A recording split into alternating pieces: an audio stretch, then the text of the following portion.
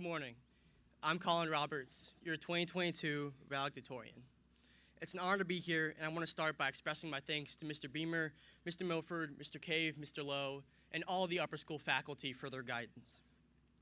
I would not be standing before you today without the constant support of my parents and siblings, especially my older sister Madeline, who left me practically every page of notes to every class I took at Maclay. Thanks, Madeline. I also wanted to give a shout out to this year's salutatorian, Nirmai Bandari, who is my debate partner, friend, and one of the smartest people I know.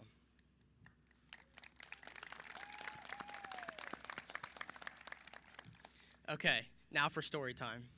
So, many years ago, my father, sister, and I did the Ride for Hope, which is a charity event where you can cycle up to 100 miles. The event held a raffle for all the participants at the end of the day. But when the time came, most everyone had already left. The raffle announcer kept repeating, "Must be present to win," and my dad was not leaving until his ticket was called. Sure enough, we won something pretty good that day. But that phrase stuck in my mind, "must be present to win." So, stop right now and listen to me. Put your phones away, quit thinking about what's for lunch and wondering how long I'm going to speak. Today, you must be present to win.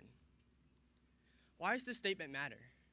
I can tell you that 2 years ago, this moment looked very different. I remember sitting with my family on our couch in our living room, watching the Maclay graduates of 2020 walk across a television screen in a pre-recorded video. Madeline fidgeted nervously beside me in her cap and gown. She debated not wearing them at all. It was a bittersweet day. We did our best to make her graduation a special occasion, but something about being physically present makes a moment more real. And today is our moment. And so, right now, I want you to look at the faces of family members, teachers, students, and my fellow graduates, gathered together, shoulder to shoulder. Reach out and touch someone. Shake a hand, high-five a friend, or give a hug. We are all here together, fully present, and that's reason enough to celebrate.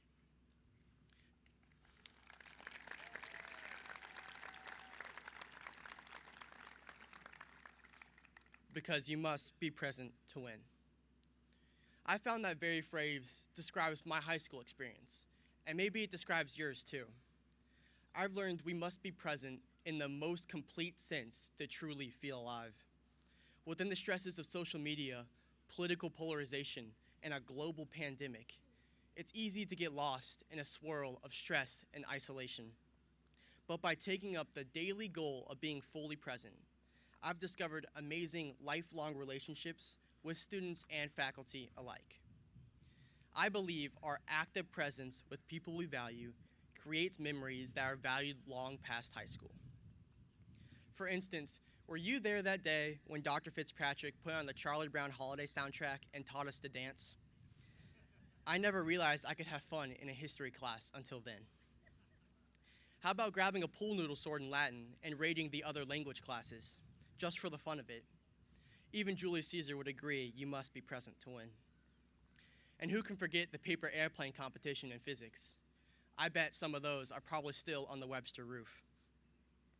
And on this very field, I've hung out many times long after various sports games have ended, sweating in the humidity and the heat, just to catch a few more good moments with my friends.